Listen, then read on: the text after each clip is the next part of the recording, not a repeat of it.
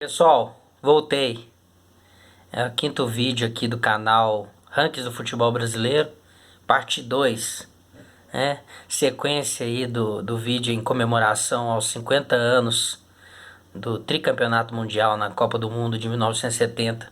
Aquela seleção que encantou o mundo, né? Aquele time mágico. E esse vídeo a gente tá relembrando as glórias, as curiosidades, os números, né, das carreiras daqueles 11 jogadores, né?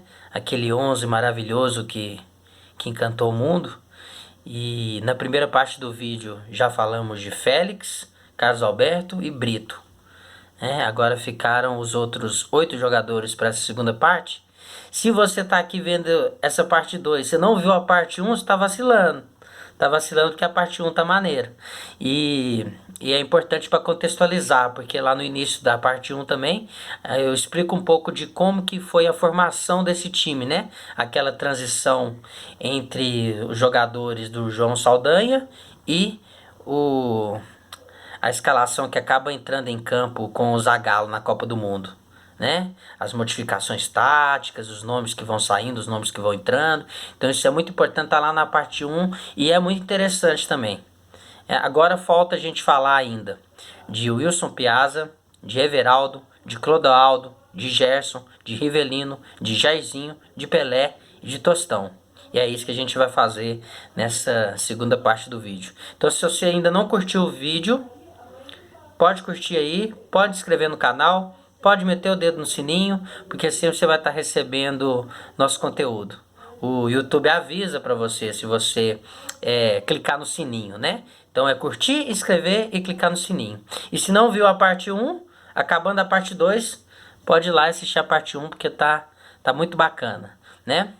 Então vamos começar essa sequência de jogadores aí pelo Wilson Piazza, que ocupou naquela Copa do Mundo a quarta zaga dessa seleção brasileira, né? Piazza que, assim como Carlos Alberto Torres, foi um capitão histórico, né? Tanto do Cruzeiro, principalmente, né? O time que ele fez carreira, ele jogou praticamente só no Cruzeiro, né? Ele começou lá num time da capital mineira na época chamado Renascença. Jogou apenas uma temporada lá em 1962. Em 63 ele chega no Cruzeiro e ele vai ficar ali por 16 temporadas até 1978. E ele foi um capitão histórico que estava naquele jogo que é considerado aí pelos cruzeirenses o maior jogo da história do clube, contra o Pelé, né, contra o Santos do Pelé em 1966, primeiro jogo da final da Taça Brasil, que o Cruzeiro assombrou o Brasil, né, vencendo aquele Santos por 6-2. Tava lá nesse jogo, o Wilson Piazza era o capitão, né, junto com o Tostão, que tá nessa Copa também, que a gente vai falar daqui a pouco, junto com o Dirceu Lopes, que participou dos amistosos, dos últimos amistosos em território nacional aí. Depois, com a chegada do Zagallo, ele começa a perder espaço, né, mas que era muito cotado para essa Copa. E o Wilson Piazza, ele vai se consolidar como um dos maiores jogadores da história do Cruzeiro, né? Então, frequentemente, ele é colocado entre os melhores da história do Cruzeiro, o melhor na posição dele, né? Pode jogar como zagueiro, pode jogar como volante. Então, tem essa mobilidade aí, é fácil escalar ele no melhor Cruzeiro de todos os tempos. E ele acaba se transformando no quarto jogador com mais atuações pelo Cruzeiro, né? São 466 vezes que o Wilson Piazza entrou em campo pelo Cruzeiro. Então é uma marca muito importante, né? Pelo Cruzeiro ele foi 10 vezes campeão mineiro, então 5 vezes seguidas no pentacampeonato 65 a 69, que é o recorde do Cruzeiro em Minas Gerais, né? Ele vai ganhar mais 4 campeonatos mineiros seguidos entre 72 e 75 e vai ganhar também em 77. Então de 65 a 77 no Campeonato Mineiro houve uma predominância do Cruzeiro, né? O Cruzeiro ganhou 10 aí de 13 e nos 10 que o Cruzeiro ganhou de 13 estava lá o Wilson Piazza, a maioria deles como capitão e titular do time celeste, né? Além desses 10 campeonatos mineiros, a Taça Brasil em cima do Santos Pelé em 66 e a Libertadores de 76. Então é um jogador super campeão, que estava no auge ali da forma técnica na Copa do Mundo. Ele chega no México com 27 anos e meio, né? Um pouco antes de completar 28 anos, né? 27 anos e 6 meses. E ele vai disputar pela seleção brasileira 59 jogos entre 67 e 77, inclusive participando como titular e capitão durante toda a primeira fase da Copa do Mundo de 74. Então o Wilson Piazza pela seleção vai disputar duas Copas, né? Uma em 70, que ele sai campeão, fazendo parte desse time magnífico que a gente está falando aqui, e outra em 74, que ele disputa apenas a primeira fase, né? Acaba saindo e na segunda fase ele já não disputa mais esses jogos em 74. Né? Ele é substituído, tem uma contusão ali, entra o Mirandinha e ele fica de fora da segunda fase.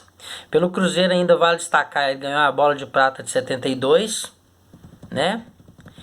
E ele tá vivo até hoje, né? Com 77 anos.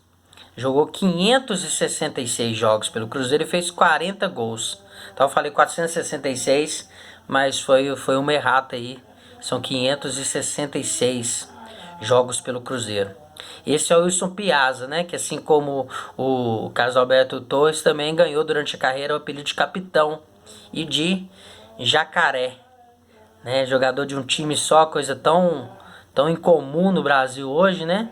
Extremamente relacionado com o Cruzeiro e que foi muito importante ali na saída de bola dessa seleção, né? E a segunda lateral desse time da Copa de 1970 foi ocupada pelo Everaldo, né? O Everaldo eu falei lá na primeira parte do vídeo que havia um jogador que participou dessa seleção de 1970 que acabou se transformando em estrela de escudo de um time, né? Acabou entrando para a camisa, para o escudo, para a marca de um importante time aí do futebol brasileiro. É justamente o Everaldo. O Everaldo que nessa época jogava no Grêmio, né? Que foi praticamente o clube que ele jogou a carreira toda. Ele começa no Juventude em 1964. Mas ele joga no Grêmio de 65 a 74. E o Everaldo, ele acaba tendo um fim de carreira muito trágico, né? Daqui a pouco eu vou falar dessa estrela na camisa do Grêmio, que é uma homenagem ao Everaldo, né? O Everaldo que ele acaba morrendo num acidente de carro em 1974, só com 30 anos. Ele não teve nem a possibilidade de jogar outra Copa do Mundo pelo Brasil. Em 74 ele acaba não indo para a Copa, mas a vida acaba dessa maneira precoce e ele não tem mais oportunidade de continuar a carreira dele, tanto no Grêmio quanto em qualquer outro clube que ele pudesse ir, quanto principalmente também na seleção brasileira. Mas mesmo assim o Everaldo chega a fazer 24 partidas pela seleção brasileira entre 1967 e 1972 e nessas 24 partidas ele não marca gols, né? Mas pelo Grêmio ele ganha 3 estaduais, né? Em 67, 66, 67 e 68, são 3 estaduais seguidos, né? E dentro das curiosidades que eu separei aqui para falar para vocês do Everaldo, tem uma curiosidade bem interessante, que existia um prêmio chamado Belfort Duarte, que ele era dado para jogadores leais, né? Aqueles jogadores que jogavam na bola, aqueles jogadores que jogavam limpo, né? O Everaldo ganha esse prêmio. Ele ganha esse prêmio em 1972. E 3 meses depois ele dá um soco no juiz, né? E esse soco no juiz acabou paralisando esse prêmio durante um tempo. E algum tempo depois esse prêmio volta com regras novas, né? Porque o Everaldo foi o responsável por estragar esse prêmio, né? Vamos dizer assim. E a partir do momento em que esse prêmio muda um pouco a regra, os jogadores passam a poder ganhá-lo só depois de encerrarem a carreira. Porque tem que ter uma carreira limpa, né? E não mais ser considerado apenas um jogador que joga limpo durante um tempo, né?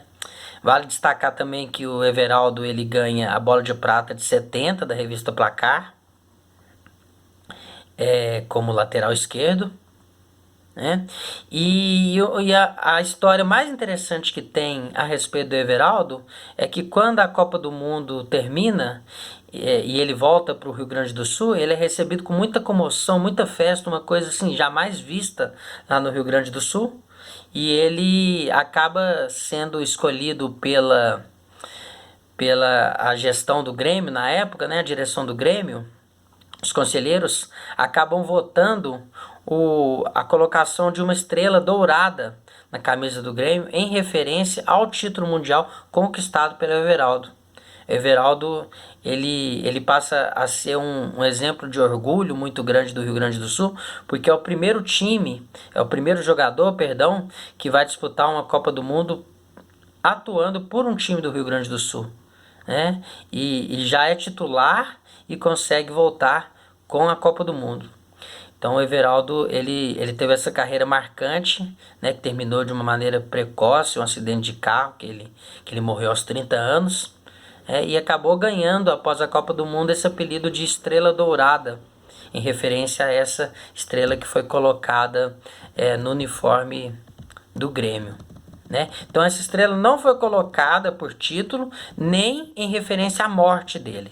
Foi em referência ao título da Seleção Brasileira de 1970. Então a gente fechou esses defensores, né? Agora nós vamos para o meio de campo. Meio de campo aqui com 3 jogadores: Clodoaldo, Gerson e Rivelino.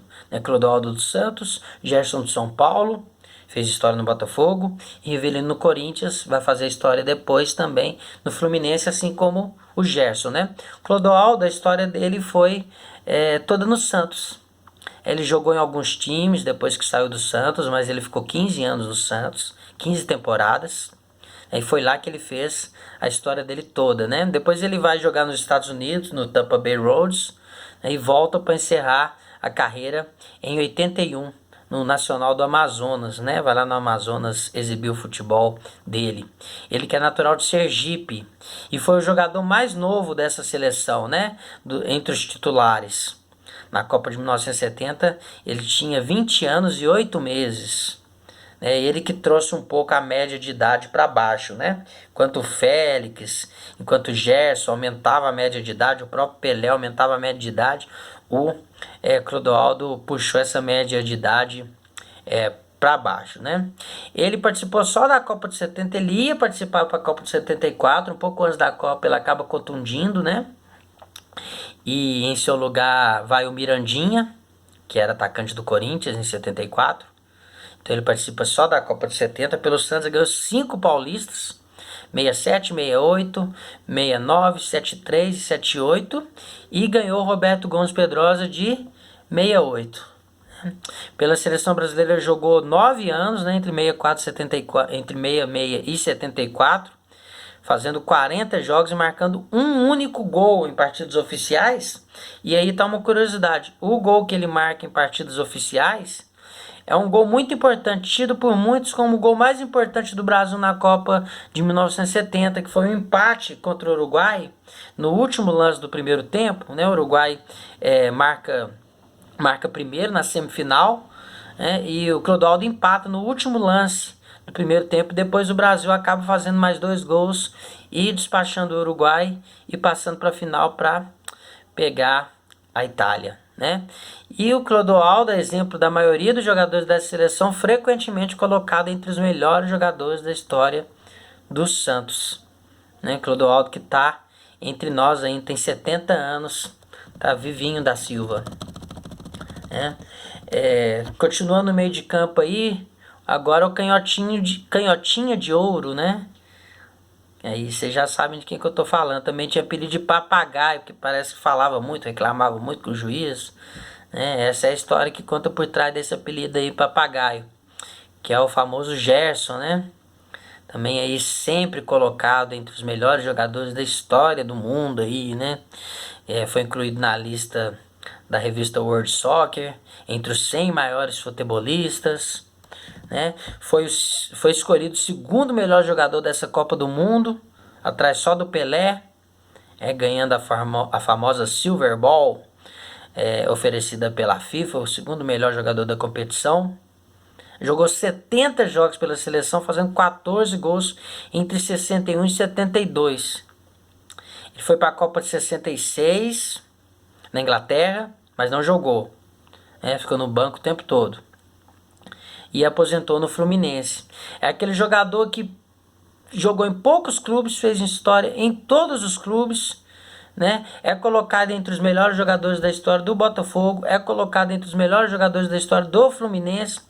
Tem gente que até acha um lugarzinho para ele entre os melhores jogadores da história até do São Paulo, aquele São Paulo que foi vice-campeão brasileiro em 71, né? E que foi campeão paulista, bicampeão paulista em 71 e 72. Até no São Paulo eu já vi gente colocando o Gerson aí na seleção de todos os tempos, né? Botafogo, cadeira cativa, Fluminense, cadeira cativa também, né?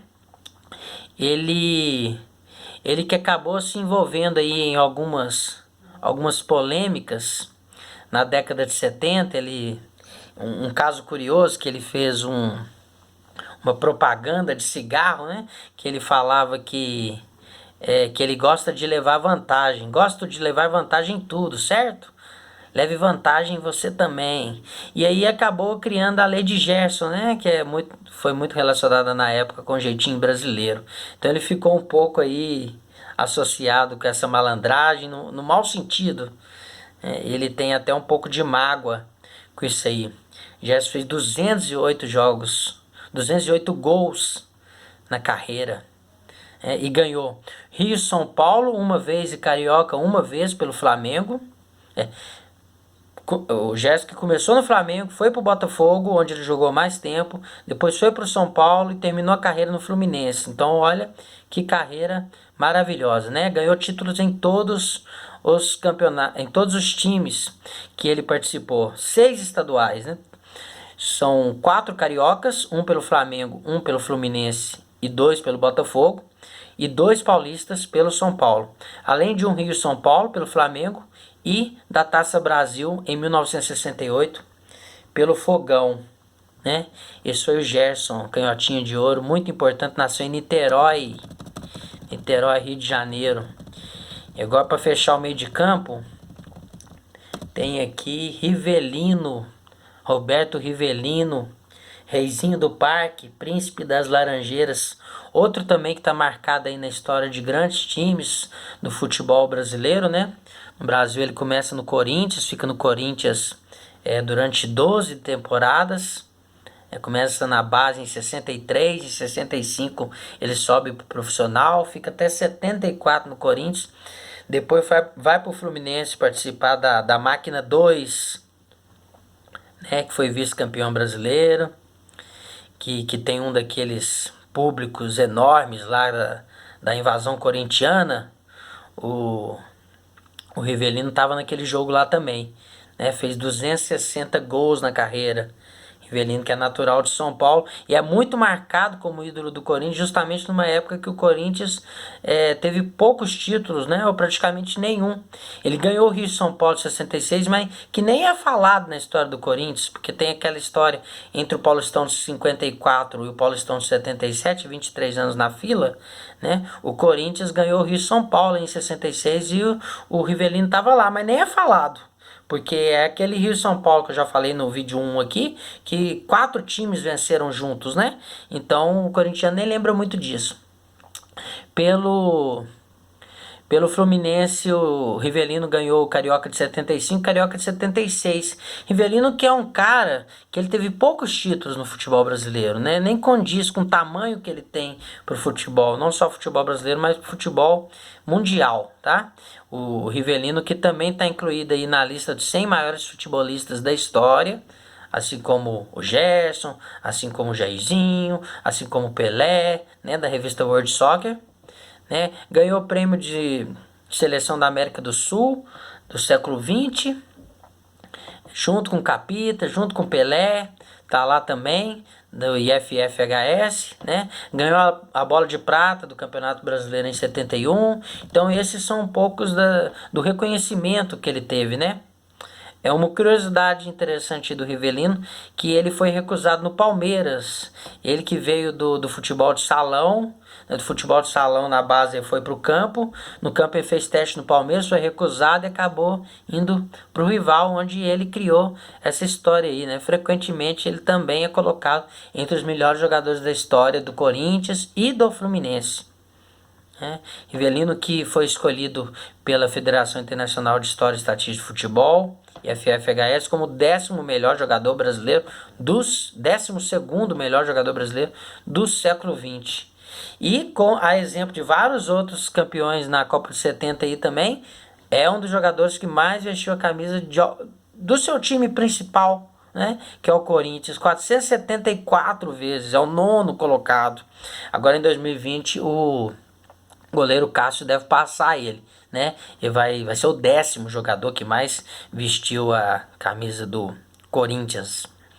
E outra curiosidade, que em jogos festivos o Rivelino vestiu a camisa da Portuguesa em 72, do New York Cosmos em 78 e do São Paulo em 81, depois que ele volta, ele encerra a carreira no Al Hilal da Arábia Saudita, onde ele consegue um campeonato saudita e a chamada Copa do Príncipe lá, né? E depois disso ele aposenta. O Rivelino, que faz parte do grupo aí dos vivos, né? Dessa seleção brasileira aí de 1970, dos 11 titulares, 3 já morreram, né? O Félix, o Carlos Alberto Torres, os dois já com idade avançada, né? O Félix, efizema pulmonar, e o Carlos Alberto Torres, infarto. E o Everaldo, todos esses a gente já falou. E o Everaldo, acidente de carro, né? O Rivelino tá vivão, tá com 74 anos aí e ainda tem tempo pela frente. Tá certo? De novo o vídeo ficou grande, então eu vou parar aqui e daqui a pouco a gente volta com a parte 3 para falar aí de Jairzinho, né? Famoso furacão da Copa, Tostão e Pelé, pra gente terminar o vídeo. Tá bom, pessoal? Espero que vocês estejam gostando aí. Quem chegou nessa parte aqui e ainda não curtiu, não inscreveu, põe o dedinho aí, clica aí, curte, inscreve e mete o dedinho no sininho, porque vai ser importante para chegar mais conteúdo da página para vocês. Tá bom, pessoal? Até daqui a pouco.